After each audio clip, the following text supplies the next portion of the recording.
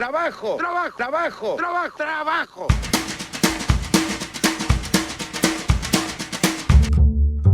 Esto es Ojo en Tinta, el podcast. Libros para salvar al mundo. Conduce este capítulo Pablo Espinosa Salazar.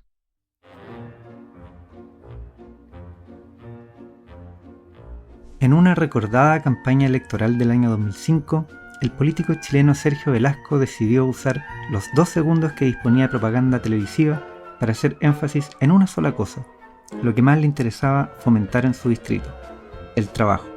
Por eso repitió la palabra 3 veces. Trabajo, trabajo, trabajo.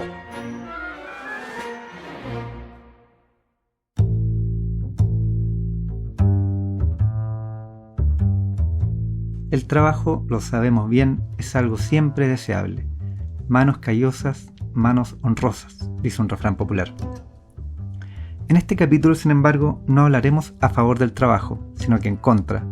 Pero el objetivo no es quejarse de nuestros trabajos o de un trabajo en particular, sino que cuestionarlo desde una perspectiva filosófica. Juan Rodríguez Medina es un periodista y filósofo chileno, autor del libro Recobrar el tiempo, publicado por Taurus el año 2022. Se trata de un ensayo sobre el trabajo, pero más profundamente acerca del tiempo de vida que tenemos y lo que hacemos con él. Seguramente en su trabajo de vez en cuando sacan la vuelta, o si no pueden, al menos tienen ganas de sacar la vuelta. ¿A qué se debe ese impulso? Juan ve en esto algo significativo. Sacar la vuelta en el trabajo es una pequeña forma de recuperar algo del tiempo que se nos escapa entre los dedos, de recobrar el tiempo. Mi primera pregunta para Juan Rodríguez, con quien me junto a conversar, es sobre la historia del trabajo. ¿Cuándo nace el trabajo tal como hoy lo conocemos? La historiadora Dominique Meda dice que es solo desde hace 2 siglos que nuestras sociedades se basan en el trabajo. Es decir, el trabajo, algo que nos parece tan obvio y natural, es algo más bien reciente. Claro, eso es una de las primeras cosas que uno empieza a descubrir al meterse en este tema, que el trabajo que uno lo da como por supuesto, como tantas otras cosas, obviamente tiene un origen, alguien lo inventó en un momento y claro, son más o menos 2 siglos, coincide por supuesto con los inicios del capitalismo, de la industrialización, que como las nuevas industrias, grandes industrias empiezan a requerir mano de obra que no había. La gente vivía en los campos, básicamente muchos se autosustentaban, me imagino que funcionaba mucho el trueque o vender tus propios productos. Y claro, ahí creo que se cruza, si no recuerdo bien, un fenómeno cuando se empiezan a privatizar las tierras comunes en Europa. Entonces, claro, ahí se empiezan a provocar desplazamientos de gente hacia las ciudades que requieren como obligadas de trabajar.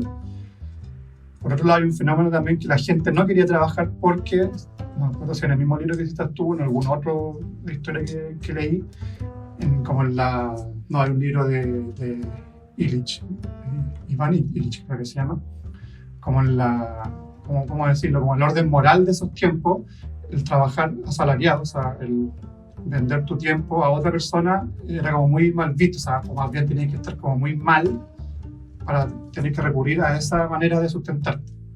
Incluso como que el vagabundo, el mendigo estaba por sobre, porque por último el mendigo en su pedir plata, pedir comida, tenía cierta autonomía, mientras que el trabajador asalariado no. Entonces, claro, se produce como investigué yo, una incompatibilidad entre la necesidad de esta nueva industria, que necesita mucha mano de obra, con el deseo de la gente que no, yo no estoy dispuesto a hacer esta pega, por decirlo así. Entonces, las primeras cosas que empiezan a pasar es que empiezan a forzar a la gente a trabajar, como a los pobres, por decirlo así. Incluso en Holanda creo que se creó una cárcel que básicamente era como para reeducar a la gente. Metían preso a vagabundos, gente pobre. Ahí empieza toda esta como moral o ética de que el vagabundaje implica como algo negativo, como delito, gente floja. Empieza como este espíritu del esforzarse en el trabajo. Y claro, comienza llegando incluso como te digo, de meter gente presa para reeducarla en la moral del trabajo.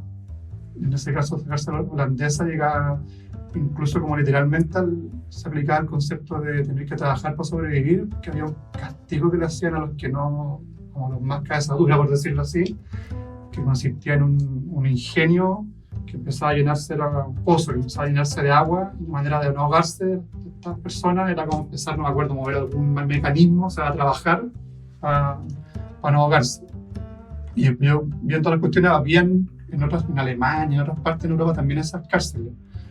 Después, no sé si lo alcancé a poner en mi libro, me acuerdo que la editorial esta chilena La Pollera hizo una reedición de Pinocho, y yo me di cuenta que Pinocho es una aplicación de esa lógica, de esa como inculcación a la fuerza del trabajo, como mensaje como edificante para los niños, y creo que ese libro es de esa época.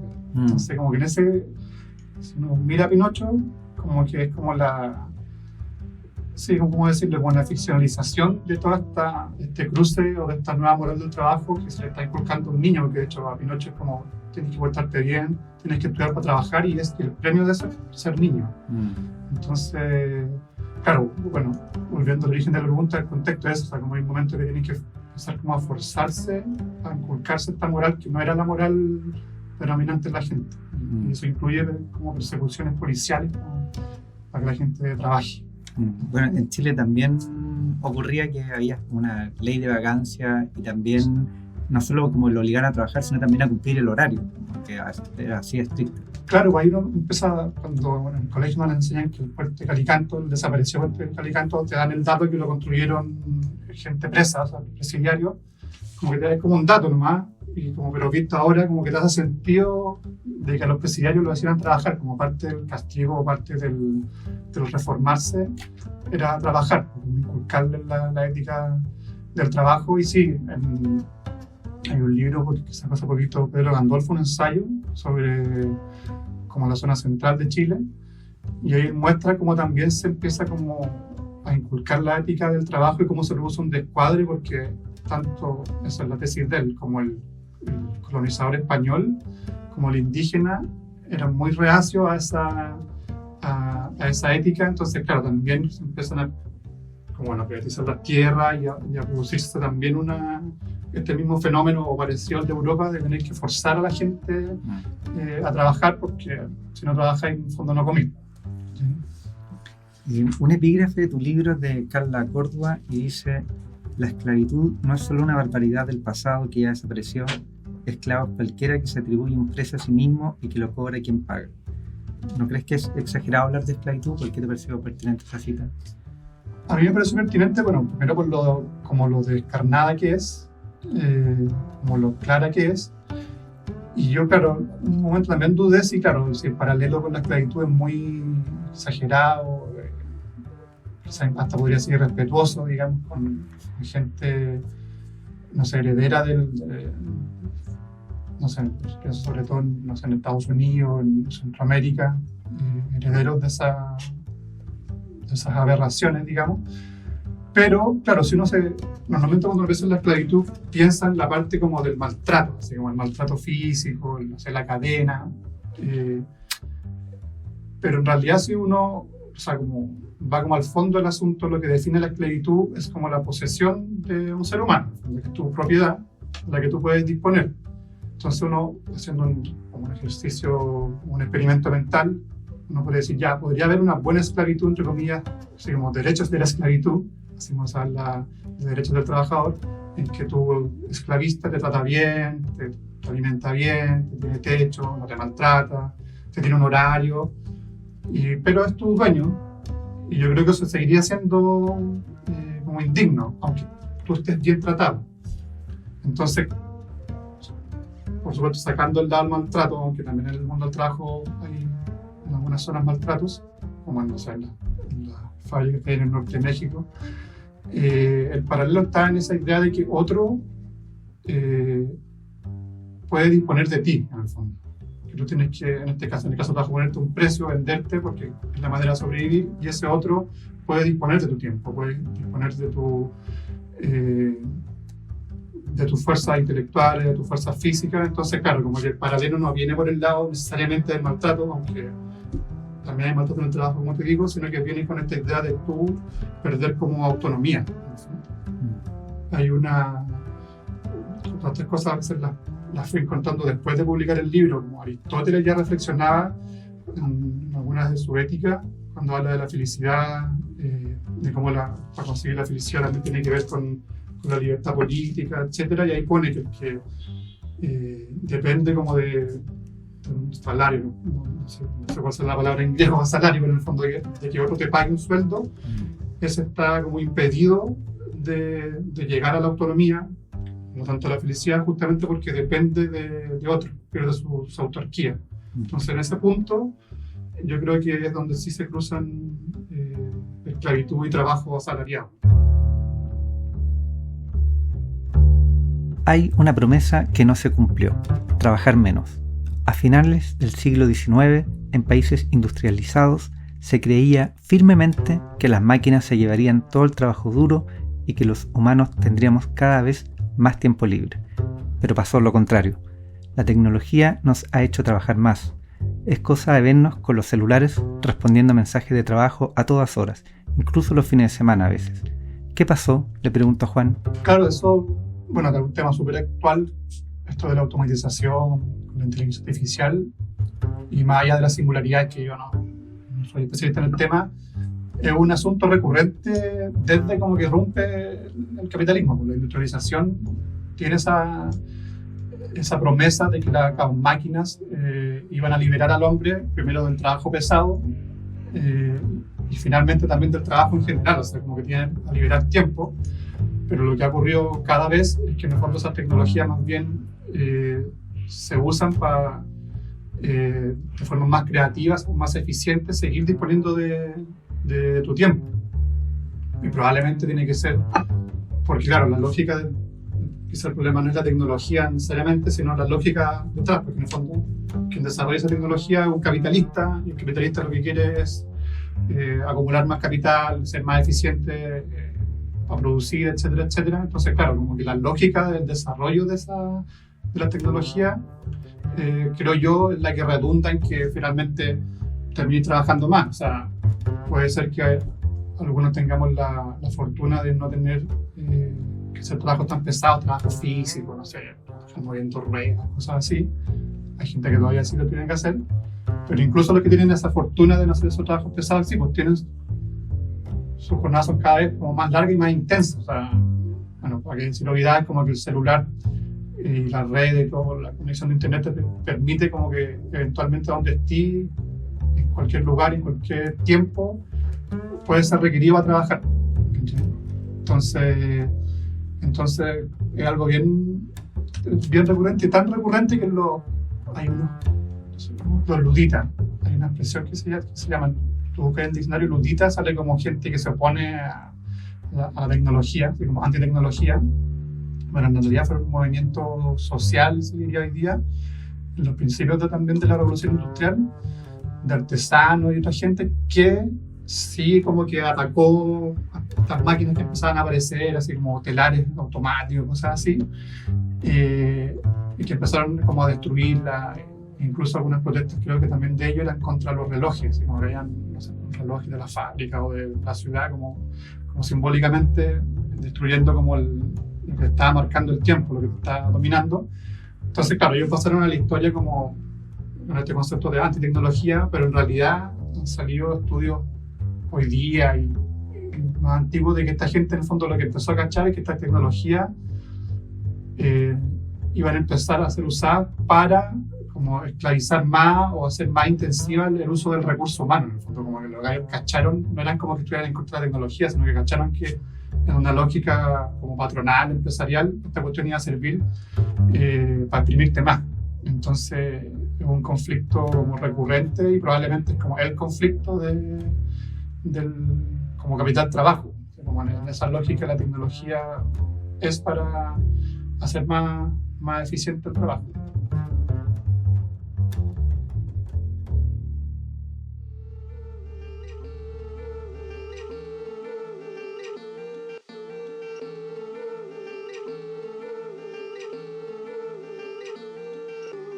En el libro de Juan, Recobrar el tiempo, podemos leer lo siguiente: el trabajo es un vampiro que te drena el ánimo, el alma, el espíritu, tu tiempo, a ti. Luego, citando a Heidegger, Juan afirma que los humanos somos tiempo, y aunque es una frase poco novedosa, es oportuno recordarla para ver el trabajo desde la filosofía, con extrañamiento. ¿Por qué la filosofía ha estado en general ausente de la discusión sobre el trabajo y qué puede aportar? Quise saber. Yo creo que la primera te aporta como concepto, digamos, como por ejemplo, si hiciste tú ahí de Heidegger, ¿no? Pero fundamentalmente yo creo que aporta como gesto justamente esta idea de, incluso más allá de estar a favor o en contra del trabajo, de preguntarse por el trabajo, ¿no? Que es algo que tan omnipresente, tan obvio. Uno va en parte al colegio para formarse, para entrar a la universidad o a algún instituto, para poder después tener un buen trabajo, ojalá. Entonces está todo organizado en esa lógica.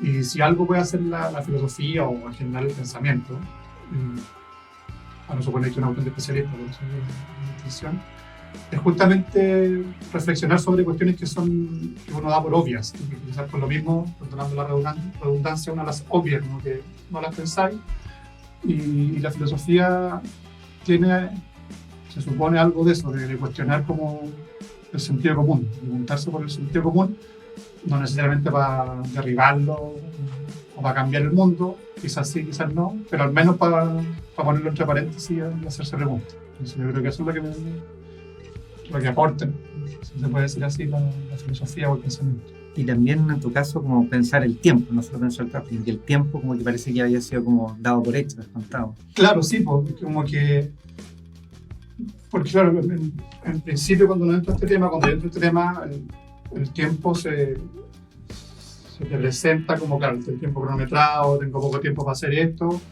pero después empezáis, claro, como a profundizar en el sentido de esa expresión, que uno dice tiempo para referirse al clima incluso, entonces también ahí decir, claro, no es solo que el tiempo esté cronometrado, sino que vivimos un tiempo en el que el asunto es trabajar, si nosotros somos tiempo, como dicen algunos filósofos, que te lo midan el tiempo, implica que te están como de algún modo estructurando de una manera y no de otra, como tu subjetividad ¿cómo decirlo? Se realiza o se expresa de una manera y no de otra. Entonces, claro, empezáis de nuevo como a pensar en este caso el trabajo, pero finalmente termináis pensando como en ti mismo y como en la condición humana, finalmente es como esta pregunta kantiana, así como qué es el hombre, dice lo que es el ser humano, una pregunta de la filosofía, termináis pensando en eso finalmente. Me imagino que, no sé, en la época de la colonia aquí, o quizás de la realeza, de la monarquía, si pensáis la monarquía, también llegáis finalmente a pensar en la condición humana. Aquí pensando el trabajo, que es como nuestro Dios, termináis preguntándote por ti mismo y por el ser humano.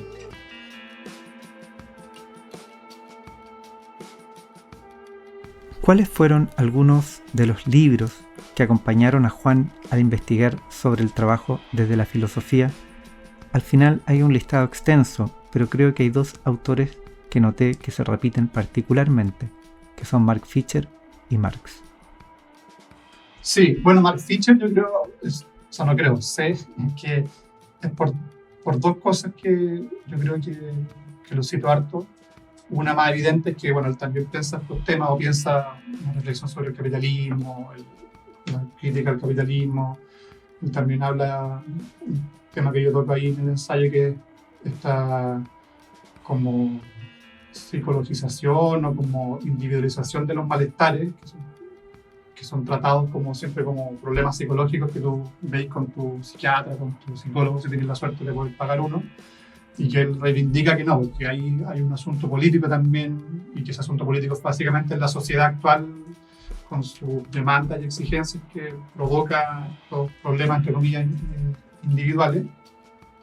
Entonces, por un lado, por eso recurro a él, pero también por una cuestión como, no sé cómo decirlo, como de estilo, o como de estilo, en que Tegay tiene unos ensayos.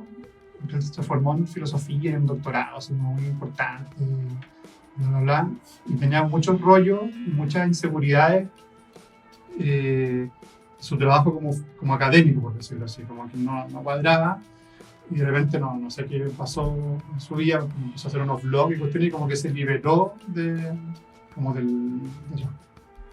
la, ¿cómo decirlo?, de la expectativa académica de tener que ser novedoso, citar toda la bibliografía, y empezó a escribir como blog, ensayos muy libres. Entonces, como que ese gesto a mí también como que me interpeló un poco, ¿cachai? Así como, o sea, que en realidad uno puede escribir la cual que quiera, abandonando el garabato. Y si está bien, y si no, no, y si me faltó leer no sé qué, da lo mismo. Esa es la idea. Sí, entonces, como en el caso de Fischer, la influencia en esos dos puntos, como una cuestión de estilo y hasta como de ética, y también su contenido, digamos, su idea. Y bueno, y Marx, por supuesto. Sí, pues bueno, sí, Marx, porque no sé, bueno, no es el primero, pero toda esta idea de la enajenación del trabajo, de justamente esta tendencia del capital a apropiarse del tiempo del trabajador, de querer como disponer de ese tiempo y cada vez más, con más intensidad. Eso ya está en él, pues como que él se da cuenta, así, más allá de que uno sea no marxista y incluso de los dogmas que se desarrollan a partir de Marx, quizás para pesar de él, está esa conciencia de que lo que está en juego aquí es como el control del tiempo, en el fondo, como que casi uno podría decir, eso no lo dice él, pero como que en realidad los medios, cuando se habla de los medios de producción, como que en realidad el verdadero medio de producción es el tiempo. Entonces uno podría decir como tomarse los medios de producción es como dice el título del libro, es como recobrar el tiempo.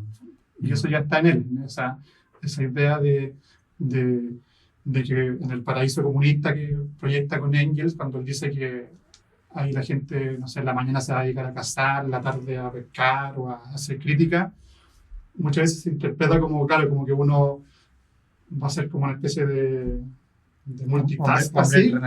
Claro, y yo más bien lo interpreto como por el lado que no, que tú tenés tiempo para hacer lo que queráis, en el fondo. Como que yo pongo ese énfasis en eso, no en que sea un hombre del Renacimiento que podáis hacer todo, sino que tenéis tiempo para si queréis pescar o si queréis mirar el techo, porque va, justamente nuevamente, por el desarrollo y el progreso, se le va a liberar tiempo. Creo que ese concepto de libertad, que creo que está ahora muy en la boca de todos los políticos, en particular de los de derecha, que se lo han apropiado. Milei hace poco gritaba libertad, carajo. Sí. Y es paradójico porque ellos más bien son defensores de la autoridad, de la nación y el orden, y quienes no hablan de este tipo de cuestiones, por ejemplo, de este tipo de políticas que nos permitirían tener más libertad para disponer de nuestro tiempo. No, porque de hecho, hay un discurso, o hay como una apropiación, podría decirse, de ciertos conceptos, porque claro, hablan de libertad, también cuando hablan de modernizar, por ejemplo, el trabajo, que en realidad es flexibilizar y que en realidad es precarizar, pero usan la palabra de modernización, usan también la palabra libertad, que claro, es como, no sé si será conscientemente que lo hagan así, como planificadamente, pero claro, es como la apropiación de, podríamos decir, de virtudes, porque quien va a querer como liberarse, pero de tal manera como se produce como un pase de magia que finalmente están llamando libertad a la obligación de tener que pagar cuánto va a tener buena salud, y eso es libertad de elegir.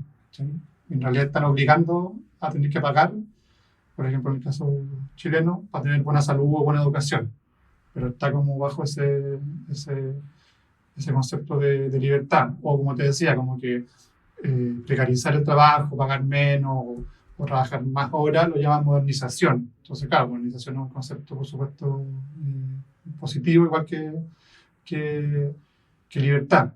Entonces sí, pues pasa esa paradoja, y yo creo que ahí como ya que hablamos de derecha y por tanto de izquierda, como que la izquierda acá tendría que volver a no solo a hablar de libertad, sino como que darse cuenta que detrás de esas ideas y de por qué logran interpelar incluso a uno mismo, a la gente, hay como una pulsión de verdad, como ¿cómo decirlo?, de querer ser libre.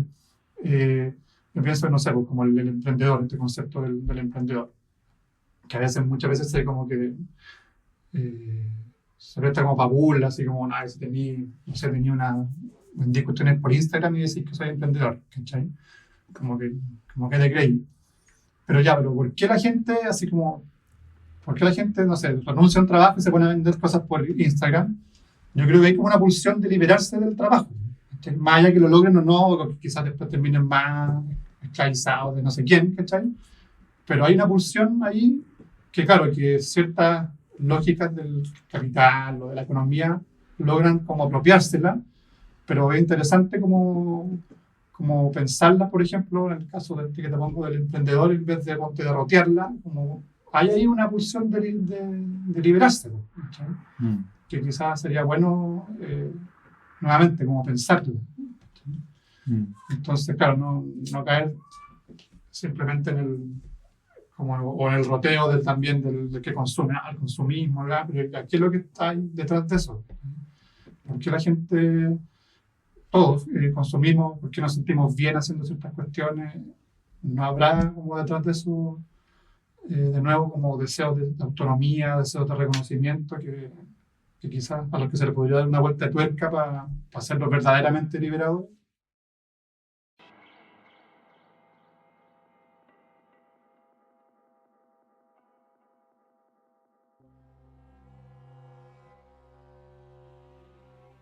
Hay una pregunta que se repite en el libro de Juan. Conocido el diagnóstico, ¿qué hacer? ¿Cómo recobrar el tiempo? ¿Tiene Juan una respuesta a esta pregunta sobre el trabajo? Quise saberlo a nivel individual y colectivo también. Yo a nivel individual, claro, es que todo esto, bueno, depende mucho por supuesto, de las circunstancias de cada quien. Uno puede decir, no, hay que darle su lugar al trabajo y no entregarte por entero el trabajo, pero claro, esa cuestión depende mucho de cuánto sea tu sueldo, si tienes hijos o no, cuántos hijos tienes. Entonces es muy relativo. Lo que sí creo yo, como a nivel nuevamente individual, una cosa como que hay que entender que uno en el trabajo está como cumpliéndose como literalmente como un contrato, ¿cachai? Y que ese trabajo no es como que no es tu proyecto de vida, por decirlo así, y tú, claro, puedes cumplir con tu trabajo, todo bien, así como para que no te despidan, pero no hay para qué como desangrarte por la cuestión. Si como en el fondo, si puedes no desangrarte, no los hagas. Si puedes no dar todo, no des todo, y probablemente aunque no des todo, igual vaya a cumplir con lo que tenés que hacer, ¿sí?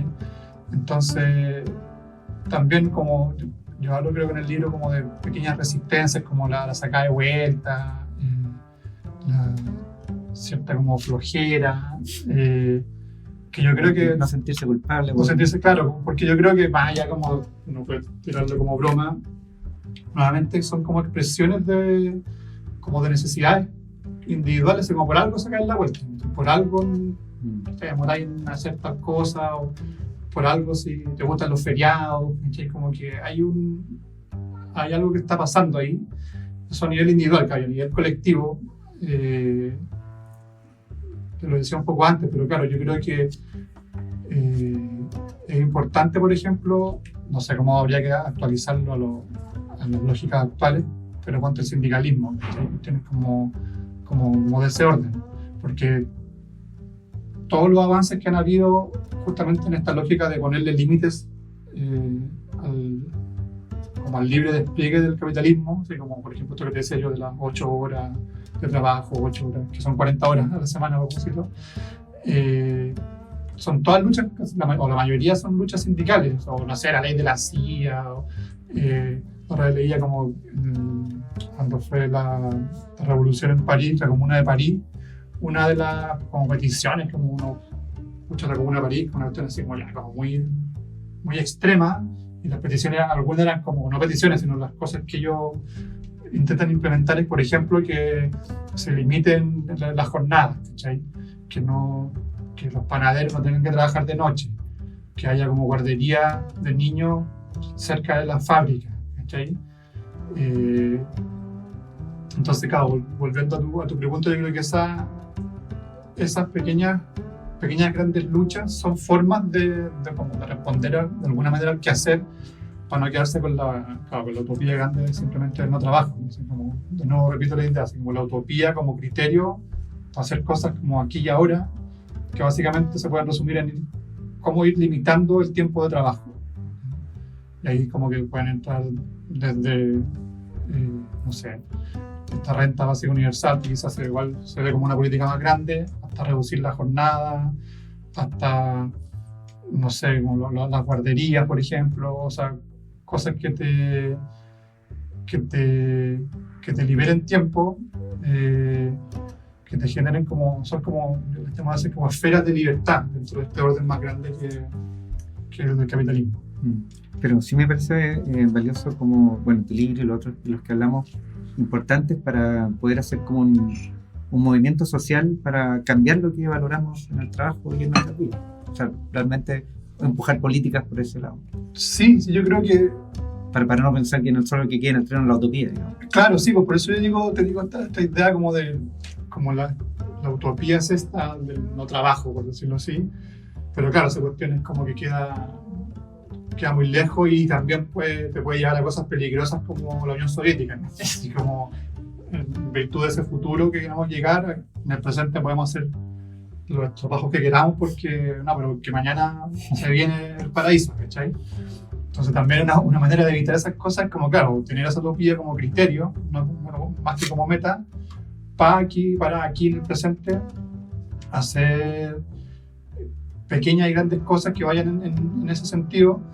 Yo retomo esa idea que te decía con el ejemplo del emprendedor, del que tiene su negocio, que es una idea que por alguna razón hizo sentido o hace sentido como en la gente, en nosotros, y probablemente es porque sí, te repito, hay como una pulsión de liberarse del trabajo, o no sé, cuando esa como entre ficción y realidad, como irse al sur, cuando la gente dice que no quiere ir al sur, y que a veces literalmente están al sur y se están en una casa, pero también es como una especie como de fantasía común chilena, así como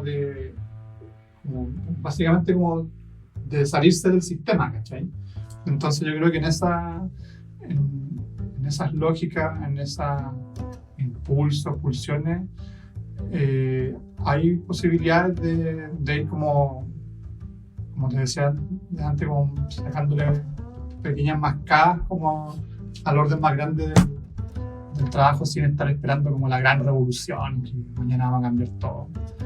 Y claro, se puede hacer cosas colectivas apelando a los intereses, digamos, de todos, y no solo como una moralidad de que esto es bueno y esto es malo, y los capitalistas son malos y los trabajadores son buenos.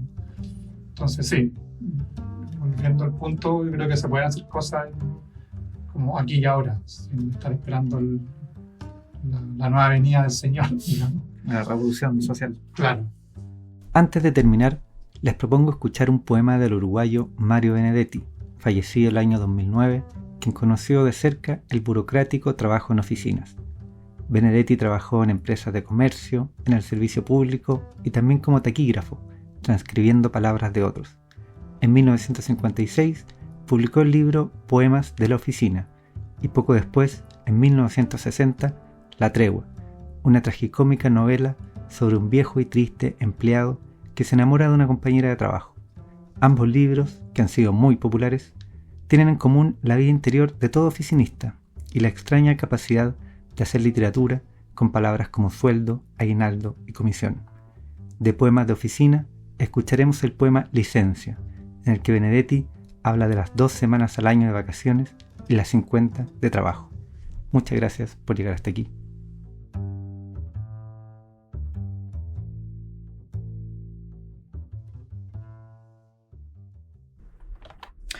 Licencia. Aquí empieza el descanso. En mi conciencia y en el almanaque junto a mi nombre y cargo en la planilla, aquí empieza el descanso. 2 semanas. Debo apurarme porque hay tantas cosas, recuperar el mar, eso primero. recuperar el mar desde una altura y hallar toda la vida en 4 olas gigantescas y tristes como sueños. Mirar el cielo estéril y encontrarlo cambiado, hallar que el horizonte se acercó 20 metros, que el césped hace un año era más verde, y aguardar con paciencia escuchando los grillos y el apagón tranquilo de la luna. Me desperezo, grito poca cosa, qué poca cosa soy sobre la arena, la mañana se fue, se va la tarde, la caída del sol me desanima, sin embargo respiro, sin embargo, qué apretujón de ocio a plazo fijo. Pero nadie se asusta, nadie quiere pensar que se ha nacido para esto, pensar que alcanza y sobra con los pinos y la mujer y el libro y el crepúsculo. Una noche cualquiera acaba todo, una mañana exacta, 6:15, suena el despertador como sonaba en el resto del año, un alarido. Aquí empieza el trabajo, en mi cabeza y en el almanaque junto a mi nombre y cargo en la planilla. Aquí empieza el trabajo, mansamente. Son 50 semanas.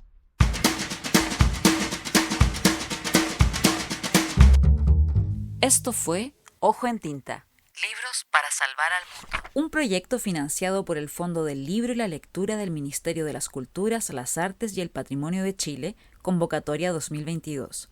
Puedes encontrar todos los capítulos en Spotify, en YouTube y en www.ojoentinta.com. Sigue a Ojo en Tinta en Facebook, Twitter e Instagram y cuéntanos de tus lecturas para salvar el mundo.